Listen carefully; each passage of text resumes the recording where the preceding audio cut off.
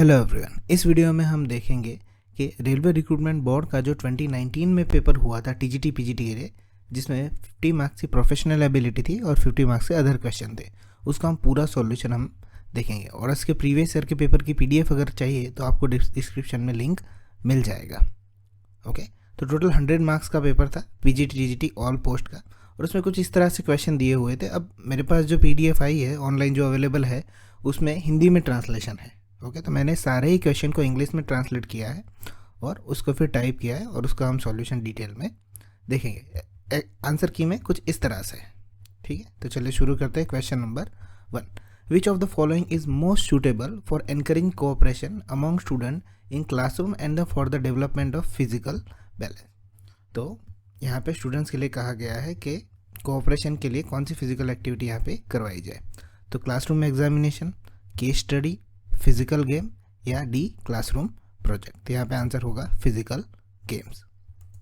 Question number 2, the concrete operational stage of cognitive development for any individual usually start at the age of. अब देखो, ये concrete operational का जो topic है वो आता है जीन पियाजे से, जिसके 4 स्टेज है।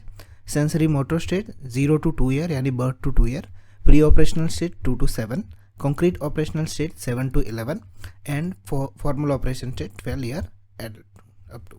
तो कॉन्क्रीट यहाँ पे कहाँ से स्टार्ट होता है? 7 to 11, यानी हमारे पास आंसर होगा option B. Question number 3, to test the creative writing ability of a student, a task is given. While doing the task, the student writes something and whatever he written, he erase it and start again. तो एक बच्चा है जो लिखता है और फिर वो इरेज करता है और वो वापस लिखता है। तो this kind of continuous and repetitive effort is called. तो यहाँ पे brooding, repetition, imitation and trial and error. तो यहाँ पे आंसर होगा trial and error. Question number 4, in ancient time trigonometry was studied through. तो ट्रिग्नोमेट्री जो है वो एस्ट्रोनॉमी के थ्रू स्टडी किया जाता था। Question number 5, the thematic appreciation test टार्ट वॉज डेवलप्ड बाय। तो अब देखो, ये जो है क्वेश्चन, उसका आंसर है हेनरी ए मुरे। ओके, और उन्होंने अकेले ने नहीं ये डेवलप किया था, उन्होंने को क्रिएट किया था 1930 में क्रिस्टियाना डी मॉर्गन के साथ हार्वर्ड यूनिवर्सिटी में। और ये टेस्ट कुछ ऐसा था कि उनको पिक्चर बताए जाते थे और उसके ऊपर से उनको स्टोरी वगैरह बोलने को कहा जाता था, इसलिए इससे थीमेटिक एप्रिसिएशन टेस्ट कहा जाता था। ओके, हेनरी ए मुरे और क्रिस्टियाना डी मॉर्गन, इन दोनों का नाम याद रखना, किसी का भी आ सकता है, इसके रिलेटेड क्वेश्चन आ सकता है। Question number 6, the secondary education commission was established in the. तो अब देखो, ऐसे जो एजुकेशन के जितने भी कमीशन की हिस्ट्री है कि नई फर्स्ट एजुकेशन पॉलिसी कब आई थी, Kothari commission, university education commission, वो सारे ही मैंने यहाँ पे आपको लिख के दिए ताकि किसी के ऊपर भी क्वेश्चन आ सकता है। तो सबसे पहले ये देख लेते, second education commission, secondary education commission, वो 1952 में आया था। उसे मुदलियार कमीशन भी कहा जाता था। तो वो हम सारी चीज़ें यहाँ पे देखते हैं। तो देखो, सबसे पहले इसमें से कोई भी क्वेश्चन आ सकता है, इससे आप अच्छे से लिख लो नोटबुक में या फिर याद कर लो। 1948-49 में यूनिवर्सिटी एजुकेशन कमीशन आया था, जिसको राधा कृष्णन कमीशन भी कहा जाता था। 52-53 में सेकेंडरी एजुकेशन कमीशन आया, जिसे मुदलियार कमीशन भी कहा जाता था। कि वो उनके चेयरमैन थे, उसके ऊपर से उनके नाम दिए गए हैं। 64-66 Kothari commission, 68 first national policy on education, 1986 national policy on education and 1992 इसी में जो भी इम्प्रूव करना था वो 1992 में आचार्य राममूर्ति कमेटी आई थी। 2005 में एनसीएफ आया था। 2007 में नेशनल नॉलेज कमीशन आया था। 2009 में यशपाल कमेटी रिपोर्ट आई थी। वैसे इन सब में अलग अलग कुछ कुछ चीज़ें दी है, सबसे ज़्यादा क्वेश्चन हमें एनसीएफ पे मिलते हैं। फिर भी 2009 में एनसीएफ फॉर टीचर एजुकेशन भी आया था। 2012 में जस्टिस वर्मा कमेटी, 2020 में जो नई एनईपी आई है वो, और 2023 में अभी जो नया एनसीएफ आया है वो। ओके, तो ये इतने हैं जो एजुकेशन के लेवल पे, इसमें से सबसे ज़्यादा क्वेश्चन आते हैं। तो इसमें से आपको ये हेल्पफुल हो जाएगा, इनके नाम और ईयर याद रख लीजिए। According to operant conditioning to make teaching effective a teacher should arrange for. तो ऑपरेंट कंडीशनर जो BF स्किनर ने दिया था, तो वो री इन्फोर्समेंट की बात करते हैं इसमें, कि ऑपरेंट कंडीशन में क्या होता है, reinforcement. It was propose by BF Skinner building on Thorndike's law of effect. Okay, दिया था BF स्किनर ने, उनकी थियरी बेस्ड थी थॉर्नडाइक्स के लॉ ऑफ इफेक्ट के साथ। Question number 8, basic needs of physical and emotional well being and known as. अब देखो, यहाँ पे कुछ क्वेश्चन ऐसे भी है जिनका मैं हिंदी ट्रांसलेशन भी दिखाऊंगा। तो देखना है यहाँ पे existential need, aesthetic need, safety related needs और कॉग्निटिव। एग्जिस्टेंशियल और एस्थेटिक नीड तो हो नहीं सकते, एस्थेटिक ब्यूटी के रिलेटेड है, एग्जिस्टेंशियल तो पूरा मेटाफिजिक्स जैसा हो जाएगा, वो यहाँ पे नहीं आएगा। तो फिजिकल और कॉग्निटिव सिर्फ दिमाग से होता है, इसलिए ये भी नहीं होगा। तो यहाँ पे आंसर बनता है सेफ्टी रिलेटेड नीड्स का, कि physical and emotional wellbeing are known as. अब मैंने इसको ट्रांसलेट किया है गूगल या एट्सेट्रा अलग अलग वेबसाइट से, तो यहाँ पे इस तरह से लिख के आया है। इसका हिंदी वर्जन भी देख लीजिए। भौतिक और भावनात्मक कल्याण की मूलभूत आवश्यकताओं को अवमूल्यन संबंधी आवश्यकताओं के रूप में जाना जा सकता है। ठीक है, तो अगर कन्फ्यूजन हो तो चलिए नेक्स्ट क्वेश्चन देखते हैं।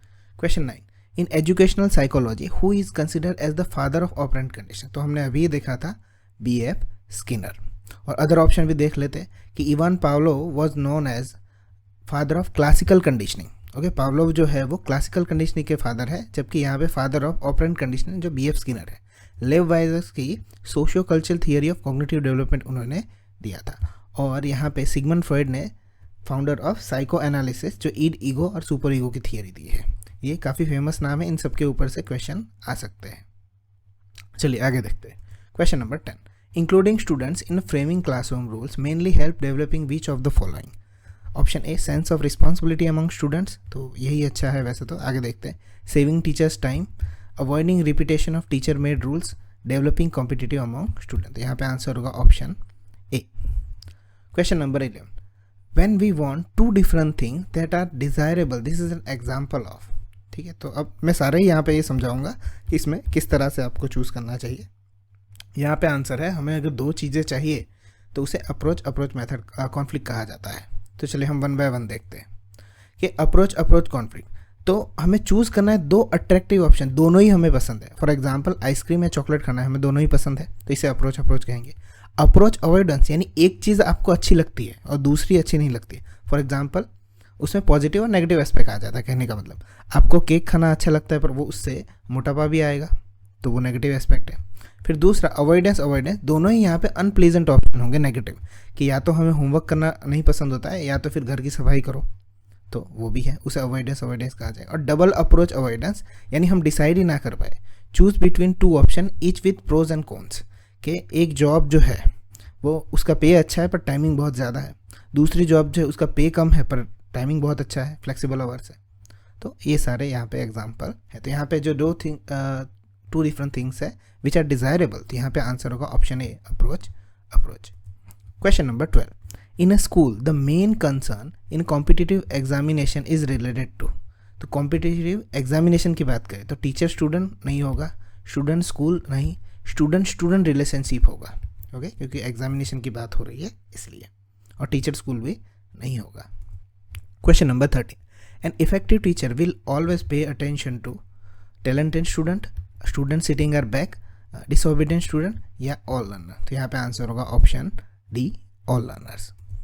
Question number 14, according to behaviour learning theory propound by Watson, mental process and events are consider. अब देखो वॉटसन जो था वो बिहेवियरिस्ट था, ओके, तो वो इन सब चीज़ों को, मेंटल प्रोसेस चीज़ों को इरेलेवेंट समझते थे। उनके बारे में हम थोड़ा देखते हैं कि John B Watson known as a father of behaviourism कहा जाता है इनको। Okay, according to behaviour learning theory propounded by John B Watson, mental process events are consider unobservable irrelevant for study of learning. कि ये सारी जो चीज़ें हैं जो मेंटल प्रोसेस में अंदर आती है वो यहाँ पे इरेलेवेंट थी उनके लिए बिहेवियरिज्म में। तो Watson emphasise only observable behaviour, जो हमें दिखता है उसे ही यहाँ पे स्टडी करना चाहिए और उसी के रिजल्ट के हिसाब से स्टिमुलस रिस्पॉन्स भी एक्सपीरियंस के थ्रू होना चाहिए, उनका ये मानना था। ओके, तो यहाँ पे आंसर आएगा irrelevant. Question number 15, in intelligence test the score of girls in comparison to the score of boys are generally, तो can not be compared, equal, higher और लोअर। तो इंटेलिजेंस टेस्ट है वो इक्वल आता है, एवरेज कहा है यहाँ, जनरली कहा गया है। चलिए क्वेश्चन, अलग इंडिविजुअल की बात नहीं थी उसमें। Question number 16, the training in which the shortcomings of classroom entrance and classroom presentation removed is called a micro teaching. The definition of micro teaching was given by, अगर क्वेश्चन इतना भी होता तो भी चल जाता कि डेफिनेशन ऑफ माइक्रो टीचिंग किसने दी थी, तो DW Allen, Dwight W Allen इनका नाम है, option C, sorry. Question number 17, what is the main objective of educational psychology? To identify the needs and interests of student and improve the condition of teaching and learning. Okay, यही option है, सही answer है I think. To predict the behaviour of student, नहीं. To evaluate academic program, sorry, नहीं. And to forecast the future of student, तो ये भी नहीं होगा. तो आंसर होगा option A, identify the needs and interest of students and improve the condition of teaching and learning.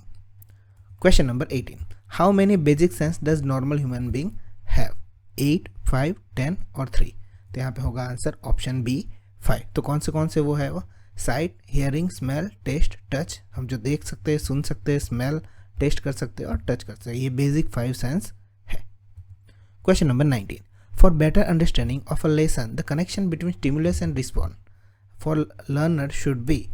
Okay, तो ये स्टिमुलस रिस्पॉन्ड का जो बॉन्ड है वो कैसा होना चाहिए? तो वो स्ट्रॉन्ग होना चाहिए, तभी वो सीख पाएंगे. Question number 20. Assessment that is done through out the academic session. देखो, थ्रू आउट जो होता है वो फॉर्मेटिव असेसमेंट होता है, ऑप्शन ए. और उसके बाद जो लिया जाता है उसे समेटिव असेसमेंट कहा जाता है, पूरा सेमेस्टर या ईयरली एग्जाम जो होते हैं उसमें. चलिए, question number 21. IQ has a mental age of 20 year and chronological age of 10 year. What will be his intelligent quotient?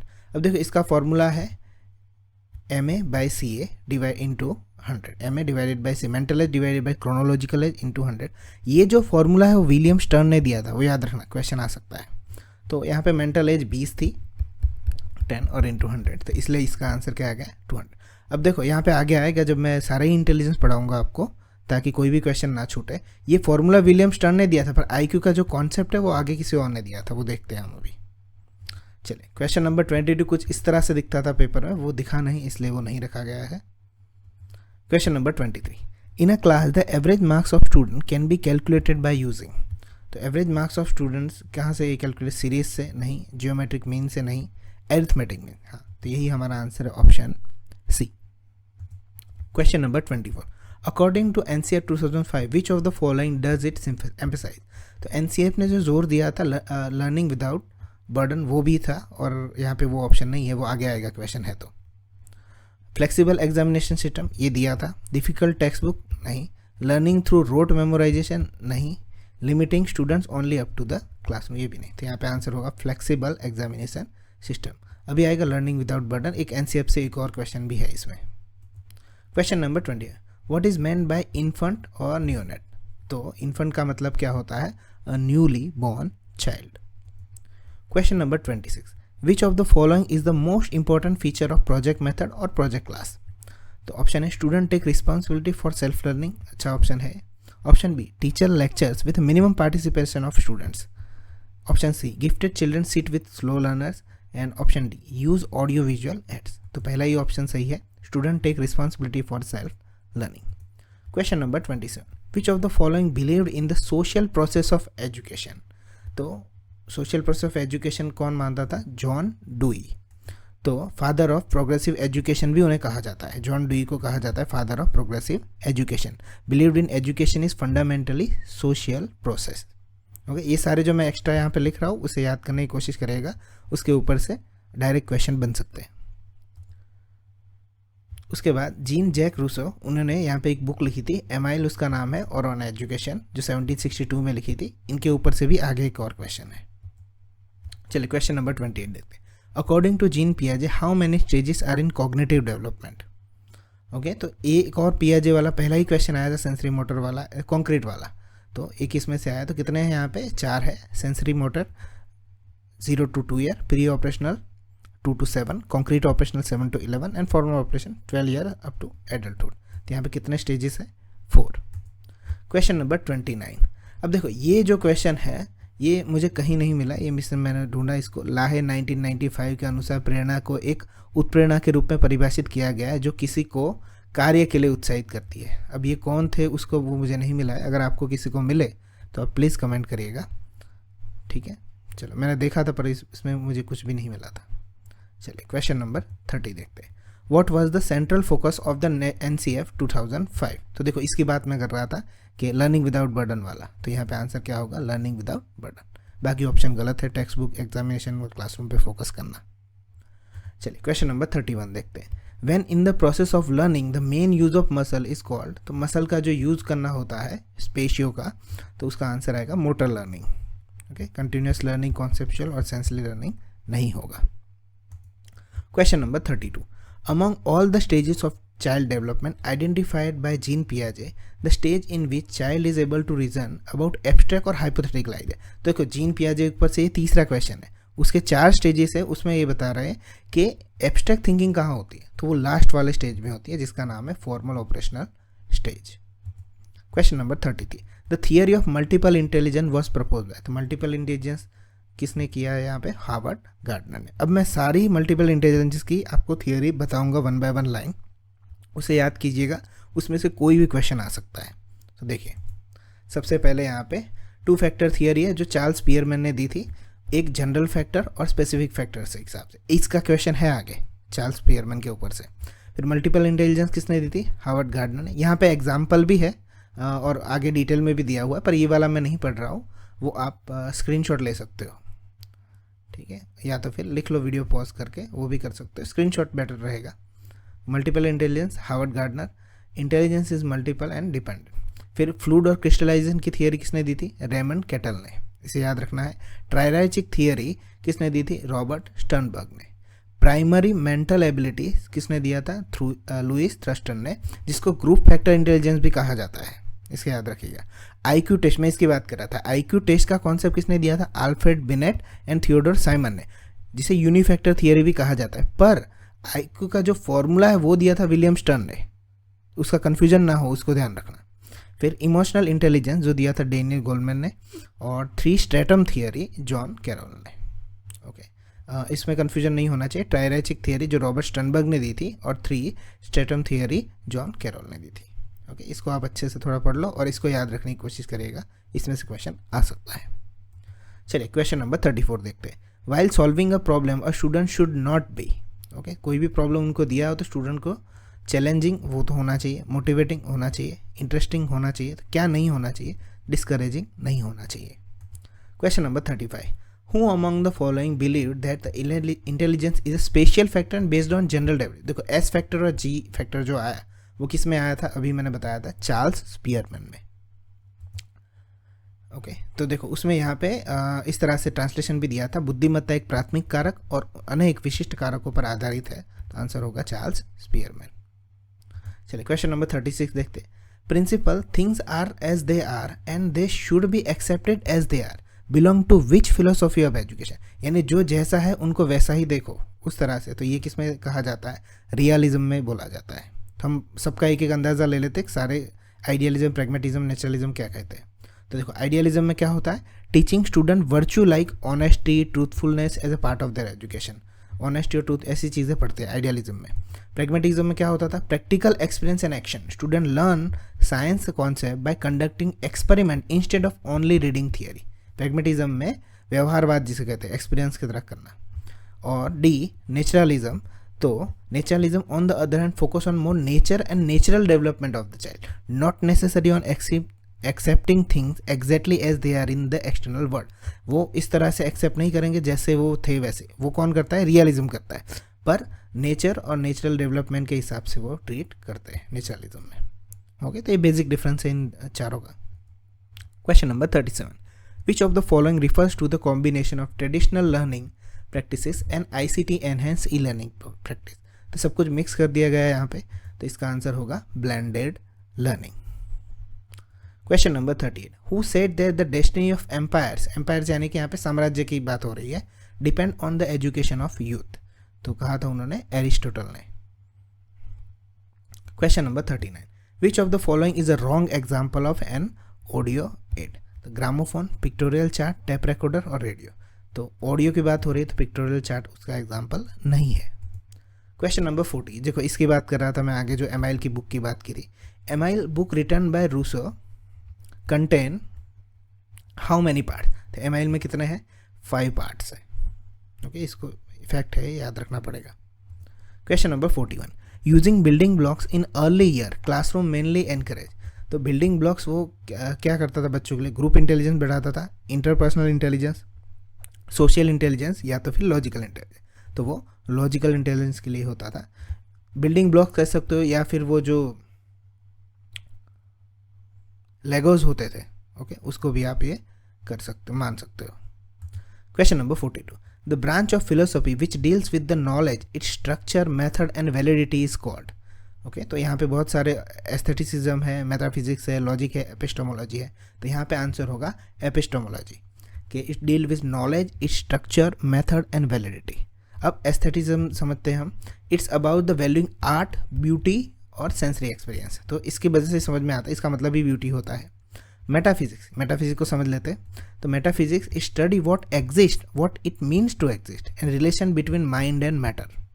Okay, और क्वेश्चन लाइक ऐसे आते हैं, what is real, do souls exist, और what is the nature of time and space fall under the metaphysics. Metaphysics में इस तरह की बातें आती हैं कि क्या सही है, क्या वही सारे। ओके, और aestheticism means art, beauty and sensory experience. चलिए आगे बढ़ते हैं। Question number 43, the term developmental task was presented by home. तो डेवलपमेंटल टास्क और वर्क दोनों कहा जाता है, तो वो रॉबर्ट हेविंगस ने प्रेजेंट किया था। Question number 44, a child is told all green apple are sour in taste. Okay, उनको कहा गया कि सारे एप्पल जो है वो सॉर टेस्ट में होते हैं। Afterward he verified the fact by testing green apples by this method. Learning is called specific, deductive, inductive और जनरल। तो उसे एक प्रिंसिपल बताया गया कि ग्रीन एप्पल है वो, इसका टेस्ट ऐसा होता है, तो अब हर बार वो चेक करता है। तो प्रिंसिपल थ्रू गया एग्जाम्पल के ऊपर, तो इसका आंसर है डिडक्टिव मेथड। चलिए question number 45, which famous psychologist believed in collective unconsciousness. Okay, तो कलेक्टिव अनकॉन्शियसनेस में कार्ल जुंग बिलीव करते थे। Ideas like mother figure, hero, shadow appear across cultures and myths, ये सारी चीज़ें जो है वो कलेक्टिव अनकॉन्शियस में आती है। वैसे बहुत बड़ा टॉपिक है ये, पर हमें एग्जाम के लिए सिर्फ इतना ही पता होना चाहिए कलेक्टिव अनकॉन्शियस में क्या आता है। मदर फिगर, हीरो, शेडो, कोई भी मिथ्स होते हैं कल्चर्स के, वो सारी चीज़ें। उन्होंने किसने दिया था उनको, कौन बिलीव करते थे, कार्ल जंग। Question number 46, in the English education act 1835 who presented his famous statement regarding Indian education.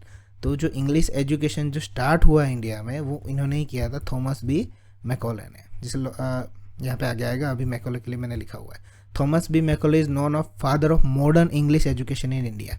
He played a key role introducing English as the medium of instruction during British rule. ये English medium यहीं से start हुआ था। He authored the Macaulay minutes in 1835 which emphasized educating Indians through English literature and science rather than traditional Indian। तो traditional Indian जो थे system, वो उसकी जगह पे इंग्लिश लिटरेचर पढ़ाया गया था इसमें, और मीडियम भी वही करवाया गया था। Question number 47, concept of BALA building as learning aid was supported by which organisation. RMSA, SSA, UNESCO, UNICEF. तो ये जो कॉन्सेप्ट आया था वो यूनिसेफ की तरफ से आया था, उन्हें सपोर्ट करने के लिए। चलिए question number 48, in which state was kalari propagate, kalari या कालारी प्रोनाउंसिएशन में थोड़ा आगे पीछे हो सकता है, propagated as a part of imparting physical education. तो उसका आंसर है केरला। ये कलारी का मतलब क्या होता है कि a place where weapon training is practice. इसका मतलब ये मलयालम या संस्कृत वर्ड है शायद से।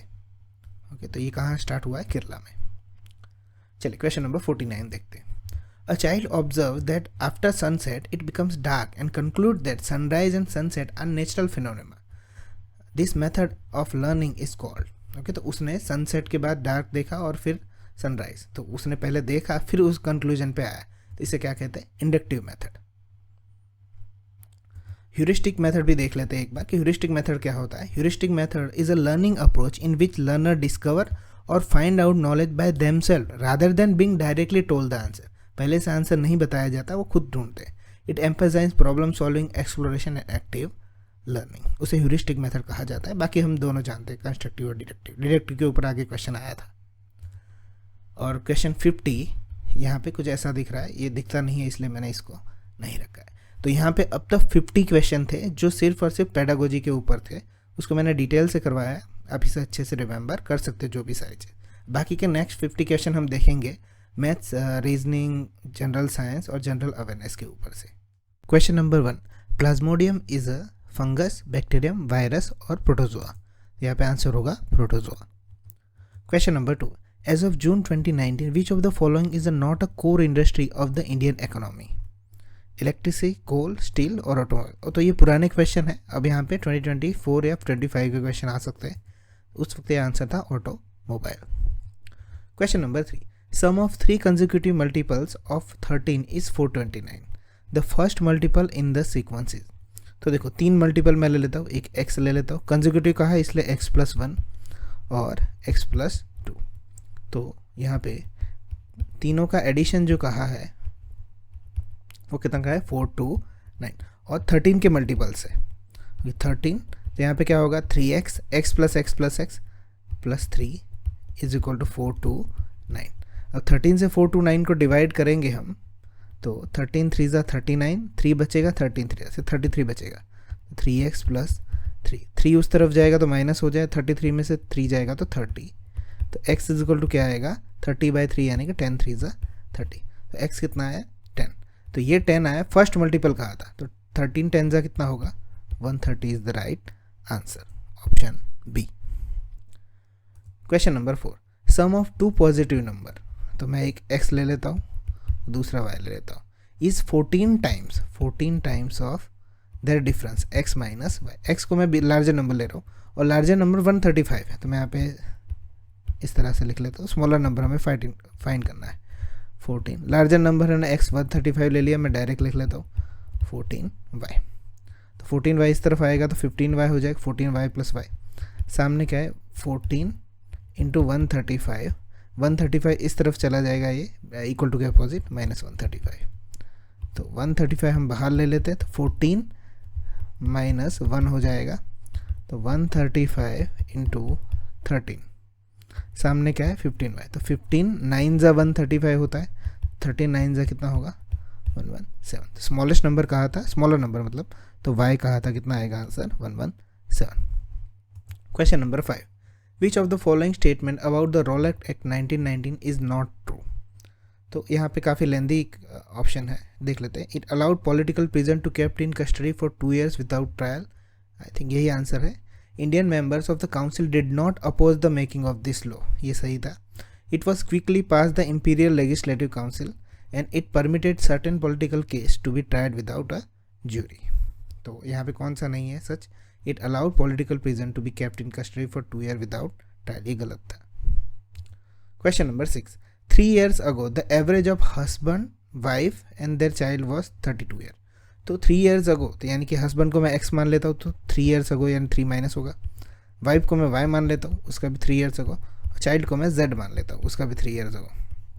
उन तीनों का जो एवरेज है वो कितना था 32. तो x plus y plus z minus 9 is equal to 32 3 ज़ा 3 2 ज़ा 6 3 6 ज़ा 9.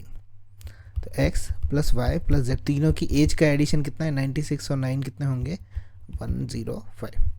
अभी आगे देखते हैं. 5 years ago average of wife के एवरेज -5 एंड चाइल्ड के एवरेज z -5 डिवाइडेड बाई 2, क्योंकि दो ही लोगों का है, वो कितना था 24. तो y plus z -10 is equal 22 4 ज़ा 48. तो -10 उस तरफ जाएगा तो 48 प्लस 10 कितना हो जाएगा 58. तो मदर और चाइल्ड की एज कितनी आई, सम कितना है एज का 58. अब उनको कहा क्या था कि प्रेजेंट एज ऑफ हस्बैंड, तो इन दोनों का जो आया कितना 58. तो 105 में से 58 माइनस कर दो तो हस्बैंड की एज मिल जाएगी. 15 में से 8 जाएगा 7, पीछे 7 वाला एक ही ऑप्शन है 47 ही होगा. आंसर कितना होगा option D. Question number 7. A is taller than C. तो ए कहीं से सी से टॉलर है बट शॉर्टर देन बी, तो बी यहाँ कहीं पे ऊपर है.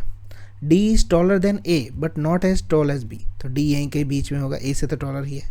ई जो है शॉर्टर देन ए है, तो मैं ई इस तरह से यहाँ पे लिख सकता हूँ या सी के नीचे भी लिख सकता हूँ, पर आगे देखते हैं. E shorter than A but taller than G. तो जी से वो टॉलर है. Who is not the shortest, यानी जी यहाँ कहीं बीच में होना चाहिए क्योंकि वो शॉर्टेस्ट नहीं है. ओके 1 2 3 4 5 6 हो गए, ये नहीं दिए हुए. तो टॉलेस्ट कौन हुआ बी और शॉर्टेस्ट कौन हुआ सी. यहाँ पे आंसर क्या होगा option A. Question 8. What is the value of longitude of prime meridian. तो यहाँ पे आंसर होगा 0. फैक्चुअल क्वेश्चन है ये. The prime meridian is 0 degree longitude, line 0 longitude that divide earth into the earthen hemisphere and the western hemisphere. It serve as the reference point for measuring longitude and use to calculate time zones around the world. Question number 9. In the following sequence how many consonant are in there. तो मैंने यहाँ पे colour करके रखे हुए हैं SCPD 4 5 6 7 और 8. समझ में आया इसलिए. क्वेश्चन नंबर 10, ऐसे क्वेश्चन में गलती क्या होती है पता है? 9 में आप यहाँ पे जो डॉलर जैसा सिंबल है उसको आप एस या आई समझ लेते हो, ठीक है, तो इसका ध्यान रखें। Question number 10, the primary sector which include fishing is also called. तो प्राइमरी सेक्टर में कहाँ फिशिंग भी किसको इंक्लूड किया जाता है? Agriculture related sector. Question number 11, which of the following is the only natural habitat for the Asiatic lion. तो यहाँ पे आंसर होगा Gir national park. Question number 12, 4 words are given out of which 3 are similar in some way and 1 is different. Dishwasher, kitchen, micro oven, pressure cooker. तो 3 चीज़ें जो kitchen के अंदर use होती है और किचन में सब कुछ आ जाता है, इसलिए ऑड आएगा। Question number 13, which of the following is a natural source of methanoic acid और फॉर्मिक एसिड। तो वो चींटी का जो डंक होता है एंड स्टिंग, उसके अंदर फॉर्मिक एसिड होता है। Question number 14, the world largest mountain range the Himalayas is spread over approximately. तो उसकी जो रेंज है 2400 to 2500 है अप्रॉक्सीमेटली, यानी यहाँ पे आंसर में दिया हुआ है 2400 किलोमीटर। Question number 15, pointing to a woman Rahul said that she is the only daughter of my grandfather. यहाँ पे मैं ग्रैंडफादर यहाँ पे लिख लेता हूँ, यहाँ पे है ओके। तो उनका बेटा या बेटी होगा जिसके साथ किसी से शादी हुई होगी, और उसके बाद आगे देखते हैं। Grandfathers only, she is the only daughter, यानी इन दोनों की एक डॉटर होगी okay, daughter of grandfathers only son, यानी इनका ये सन था, सॉरी उनकी बेटी नहीं थी, उनका ये सन था और उन्हीं की एक ही बेटी है okay. Then what is the relation with the Rahul that my grandfather, उसने कहा यानी कि इन लोगों की एक बेटी भी थी और एक बेटा भी था, यानी इसका इससे रिलेशन क्या होगा? यहाँ पे सिस्टर होगी ये इसकी, तो यहाँ पे आंसर कितना होगा? Sister. Question number 16, which of the following statements about work is not true. तो वर्क जो है वो स्केलर क्वांटिटी है, तो it has only magnitude not direction, यही आंसर सही है। वर्क क्या है? स्केलर है, तो उसके सिर्फ मैग्नीट्यूड है, डायरेक्शन वेक्टर में मैग्नीट्यूड एंड डायरेक्शन बोथ होता है। चलिए question number 70, 60 watt bulb is use to 6 hour डेली, calculate the electric energy consume by the bulb in 1 day। तो वॉट जो मेजर किया जाता है वो किलो वॉट में किया जाता है अगर यूनिट के लिए, ठीक है। तो उसका formula energy is equal to power into time, 60 और किलो वॉट में करने के लिए हम 1000 से डिवाइड करेंगे और 6 आवर में, तो 0 0 कैंसिल हो जाएगा, 6 जगह 36 डिवाइडेड 100, तो यहाँ पे आंसर आएगा 0.36 यूनिट्स। चलिए क्वेश्चन नंबर 18 देखते हैं, which law is related to the statement all object resist a change in their state of motion. तो न्यूटन का फर्स्ट लॉ ऑफ मोशन है, all object resist a change in their state of motion.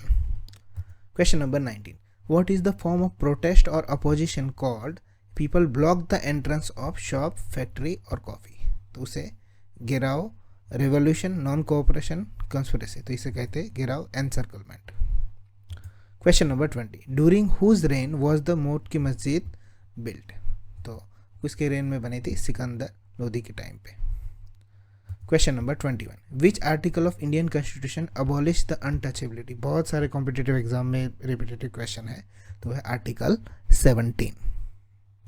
Question number 22, what is vinegar. तो acetic acid होता है वो water में होता है, पर वो कितने परसेंट होता है? तो 5 to 8% पे होता है। Question number 23, which of the following plant is a potential source of biodiesel fuel. Chrysanthemum plant and jatropha, ये आंसर है हमारा, जेड और मैंगो, तो यहाँ पे आंसर होगा ऑप्शन बी, जो पोटेंशियल सोर्स है बायोडीजल फ्यूल का। Question number 24, if the word school is written as this type of thing then in certain code language how will figure will be written in that. तो देखो S जो है वो second place पे है, तो F जो है वो सेकंड प्लेस पे होना चाहिए 3 जगह पे, आगे देखते हैं। उसके बाद ये जो लास्ट है ओ, वो यहाँ पे एंड में चला गया है, यहाँ पे आर है वो एंड में कहाँ पे आता है? एक ये जगह पे आता है और एक ये, यहाँ पे तो एफ था ही नहीं, तो यहाँ पे सिर्फ ओनली ऑप्शन कौन सा बचा? Option D. क्वेश्चन नंबर 25, उसी तरह का क्वेश्चन, ऑर्बिट को लिखा जाता है V K D T Q, then how will earth will be return in the same code. तो देखो फर्स्ट ओ को ऑब्जर्व करो और क्यू को करो, ओ के बाद क्या आएगा? पी, और फिर बाद में क्यू एंड में, तो ई के बाद क्या आएगा? एफ, और लास्ट में क्या आएगा? जी। ई के बाद एफ और जी, तो जी कहाँ होना चाहिए? लास्ट में होना चाहिए, एक ही से आंसर मिल जाएगा पूरा pattern. Question number 26, statement air quality in Delhi has been found to be dangerous, the national environment council started a campaign to make people aware of the harmful effect of polluted air. तो उसका conclusion निकाला है, Delhi resident should not cooperate with NEC. Okay, तो ये नहीं हो सकता. People going outside should wear pollution to projective marks. तो ये हो सकता है. Only conclusion 2 follows. Question number 27. सबसे पहले हम ब्रैकेट का करते हैं यहाँ पे सॉल्यूशन. ये 30 होगा, 30 डिवाइडेड 5 6 होगा, 6 माइनस 6 0 हो जाएगा ये पूरा ही. तो 23 3 जा कितना होगा 69 minus 2. Answer is 67. Option C. Question number 28. Choose the option which is related to the third word and the same way second word related to the first word. तो यहाँ पे एनालॉजी दी हुई है, सैडनेस तो चीयरफुलनेस. ओके, तो gloom यानी एक तरह की उदासी होती है, तो उसका भी आंसर क्या होगा, चीयरफुल होगा. अब देखो मुझे यहाँ पे सिनोनिम थोड़ा अच्छे से मिला नहीं, इसलिए मैं यहाँ पे हिंदी में भी दिखाता हूँ कि मिलनसार तो अमित्रवत होता है ऐसा कुछ, और उदास तो यहाँ पे हंसमुख होता है. ओके, यहाँ पे मैंने दोनों के लिए सेम ही वर्ड यूज़ कर लिया है और कोई मिले नहीं थे इसलिए. चलिए क्वेश्चन नंबर 29 देखते हैं. ऐसे बहुत कम क्वेश्चन है, 4 या 5 ही हुए पूरे पेपर में. ठीक है, चलिए question number 29. Which of the following players has been representing India in 2 sports at the international level? Jasprit Bumrah, Kuldeep Yadav, Virat Kohli और युजवेंद्र चहल. तो यहाँ पे चहल आंसर आएगा, जो क्रिकेट में तो है ही, इसमें ज़्यादा फेमस है, और चेस में भी है. ये 2 स्पोर्ट्स में इंटरनेशनल लेवल पे प्रेजेंट करते हैं इंडिया को. Question number 30. Difference between 2 number is 700. a minus B is equal to 700. तो आगे देखते हैं. 8% of A, 8% of A is equal to 12% of B, which means A by B is equal to 12 by A. Percentage cancel हो जाएगा. तो 4 3 ज़ा 12, 4 2 ज़ा, तो रेशियो का आ जाएगा 3:2. तो अगर A को मैं 3x ले लूँ, B को मैं 2x ले लूँ यहाँ पे इसके हिसाब से, तो 700. तो x की वैल्यू क्या आएगी 700. तो हमें क्या कहा है कि A और B का सम क्या होगा, तो 3x माइनस 2, सम बोला है ना, तो 3x प्लस 2x कर देते, तो 5x. तो x की वैल्यू हम क्या लेके आए 700. तो 5 7 जा कितना होगा 3500. यहाँ पे आंसर होगा option A. Question number 31. Find the next term in the given series. 1 4 9 square जा रहा है, 1 का स्क्वायर 1, 2 का स्क्वायर 3 का स्क्वायर 4 का 25, यानी 36 आएगा. तो ये 35 वाला हटा दो. चलो आगे देखो, लास्ट वाला नंबर देखो. I J K, J बीच में आता है, L M, फिर N बीच में आएगा, O P Q, तो R आएगा और S आएगा लास्ट में. S I J K L M N O P Q. अच्छा, सीक्वेंस तो इस तरफ जा रहा है, सॉरी. तो R L M S I F G H और G, तो लास्ट में क्या आएगा G. इस तरफ जा रहा है ना, मैं उस तरफ यहाँ पे आगे गिन रहा था, सॉरी. तो G आएगा लास्ट में, तो G एक ही जगह पे दिया हुआ है. G H I J K L M N O P Q R, और आगे जाएगा. ठीक है, हमें तो इस तरफ निकालना था, सॉरी फॉर दैट. तो आंसर कितना आएगा ऑप्शन डी. Question number 32. 15 30 15 का टेबल दिया हुआ है. 15 2 ज़ा 30, 45 60, तो 15 5 ज़ा क्या होगा 75. Question number 33. GDC is related to DGX. Okay, तो सेम वे HED कैसे रिलेटेड होगा. तो D और G कैसे रिलेटेड है, D E F और G. तो यहाँ पे H है, तो वो उसके पहले कौन आता है, F E F G और H. तो E होना चाहिए यहाँ पे, फर्स्ट में कौन होना चाहिए E. तो यानी ये 2 ऑप्शन गए. ओके, अब आगे देखते हैं. D से लेके G, D E F और G. तो E के बाद F G और H होना चाहिए बीच में, तो यहाँ पे दोनों में H है. चलो लास्ट वाला C, तो A B C third number पे है, और X Y Z लास्ट से थर्ड नंबर पे है. तो सिमिलरली D जो है वो 1 A B C D fourth number पे है. तो लास्ट से गिनो, फोर्थ नंबर पे कौन है, W X Y Z, यानी W होगा, तो लास्ट में W होना चाहिए. तो option A is the right answer. Question number 34. Which of the following are 2 houses of the Indian parliament. तो Vidhan Sabha, Lok Sabha, upper house judiciary, Lok Sabha, Rajya Sabha. यही आंसर है हमारा ऑप्शन सी. मैं क्वेश्चन थोड़े स्पीड में करवा रहा हूँ ताकि टाइम वेस्ट ना हो, 10 ही दिन बचे एग्जाम में, इसलिए. Question number 35. 5 + 4√7 divided by 8 + 3√7 is equal to a + b√7. Find the value of a and b. तो यहाँ पे हम रेशनलाइजेशन कर लेते हैं. 8 + 3√7 मल्टीप्लाई कर देता हूँ 8 - 3√7 से ऊपर नीचे.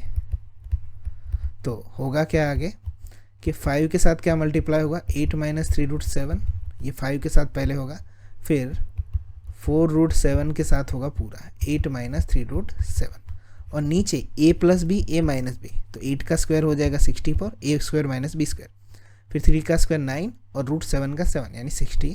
तो नीचे तो सिर्फ एक ही बचा, किसी काम का नहीं, रहने दो उसे। 5 8 ज़ा 40, इसको मल्टीप्लाई करो, 5 3 ज़ा 15√7, 4 8 ज़ा 32√7 एंड 4 3 ज़ा माइनस 12√7। तो चलिए उसे आगे करते हैं यहाँ पे।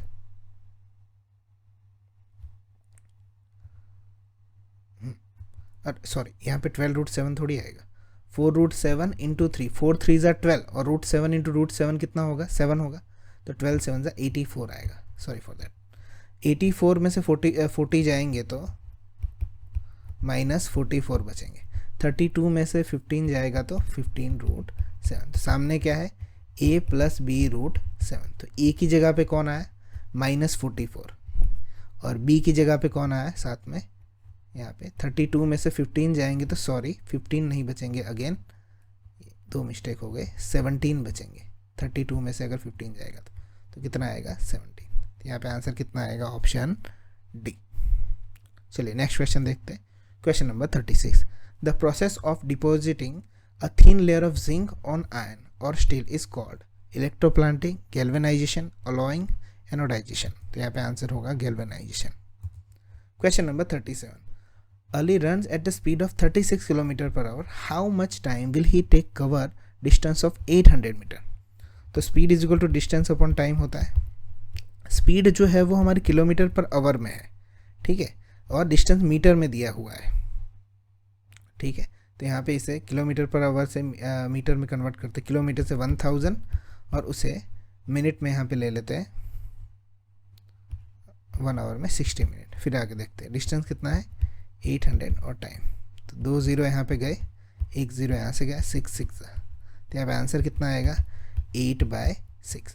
तो 8/6 यहाँ पे 6 1 ज़ा 6 2, तो यहाँ पे आंसर क्या होगा, 1 2/6 मीन्स 2 3 ज़ा cut, 1 1/3 which is the right answer. अब देखो इसे ध्यान रखना है, इसमें ये मीटर और मिनट में आंसर दिया हुआ था यहाँ पे, ठीक है। आप अगर 36 को सीधा ही 5/18 से कर देते तो वो सेकंड में चला जाता, careful with that.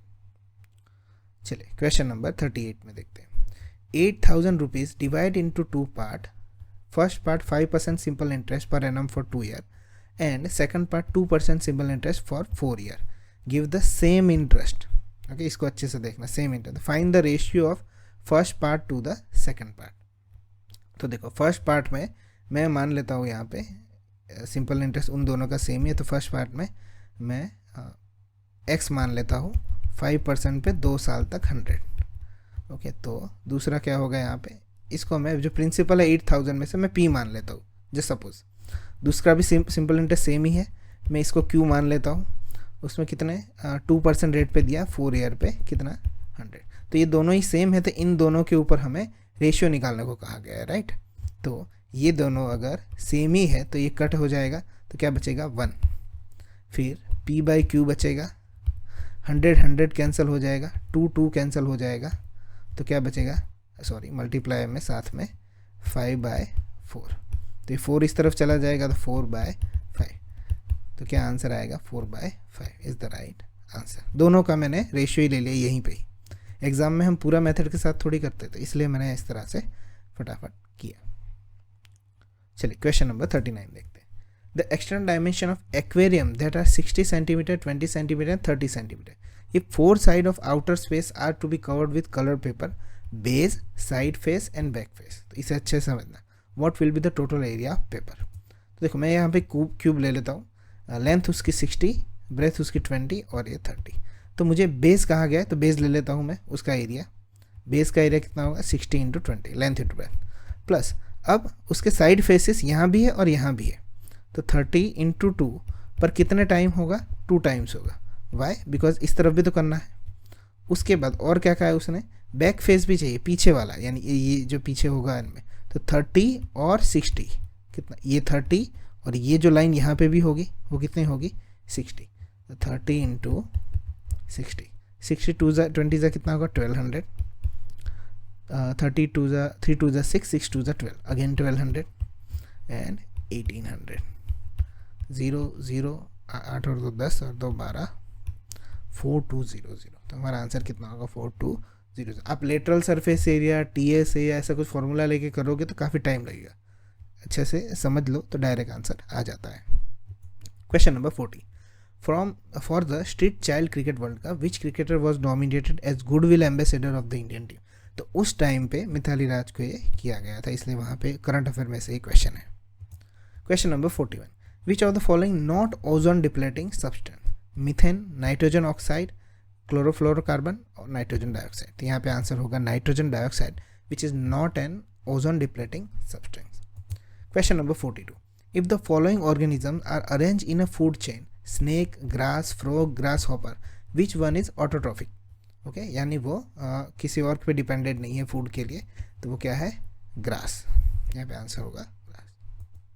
Question number 43, consider the given statement and decide which of the given assumption are implicit. Statement ये है, if you are a classical dancer then we have a good job for you. तो there is a need for classical dancer, तो वो है क्योंकि उसके पास job है। Statement you are a classical dancer, तो ये इम्प्लिसिट नहीं है, तो आंसर कौन सा होगा, only assumption 1 is implicit. Question number 44, read the statement and conclusion carefully, decide which conclusion logically follows. तो some mangoes are sweet, तो मैं इसे M ले लेता हूँ और कुछ जो है वो sweet है। उसके बाद all sweets are apple, okay, तो इस तरह से कुछ ड्रॉ कर लेते हैं, all sweet जो है वो एप्पल पे है। तो चलिए आगे, no apple is sweet, तो ऐसा कुछ नहीं है। ऑल मैंगोज आर स्वीट, तो ऑल मैंगोज ये इतने बाहर रह जा रहे हैं, तो ये भी नहीं होगा। सम एप्पल आर मैंगो, हाँ, तो ये पोर्शन जो है वो सही है, तो only conclusion 3 is follow. Question number 45, Lakshadweep group of island is located in Pacific Ocean, Bay of Bengal, south east of India, south west of India. तो लक्षद्वीप जो है वो साउथ वेस्ट ऑफ इंडिया में है। Question number 46, a car accelerate uniform speed 54 km/h to 90 km in 10 second, calculate its acceleration. तो सबसे पहले इनको पहले मीटर पर सेकंड में कन्वर्ट करो, तो 54 को हम मीटर पर सेकंड में 5/18 करेंगे, तो 8 3 ज़ा 54, 15 हो जाएगा। 8 5 ज़ा 90, 90 को करेंगे 5 5 ज़ा 25 मीटर पर सेकंड उनकी स्पीड होगी। अब एक्सेलरेशन का formula v - u divided by t, तो 25 - 15 डिवाइडेड बाई टाइम कितना है 10, तो 10/10 कितना होगा 1। अब देखो 1 दो जगह पे, मीटर पर सेकंड स्क्वायर और मीटर पर सेकंड में, तो यहाँ पे एक्सेलरेशन है तो उसका यूनिट होता है metre per second square. Question number 47, Vasco da Gama who discover the sea route in India was French, Portuguese, German और इटालियन। तो यहाँ पे आंसर होगा Portuguese. Question number 48, K and B are husband wife, तो मैं यहाँ पे लिख लेता हूँ, के हस्बैंड है और बी वाइफ है। उसके बाद क्या है, पी इज बीज फादर, तो पी यहाँ पे बी के फादर है। K is the father of Y, तो के जो है वो किन के फादर है, वाई। वाई लड़का है लड़की वो नहीं कहा है। Y who is H brother, तो एज क्या वो भाई है। ओके, तो ये दोनों ही लड़के इनके हैं। ओके, ये वाई सन गर्ल है और बॉय है वो नहीं पता, एस तो बॉय है।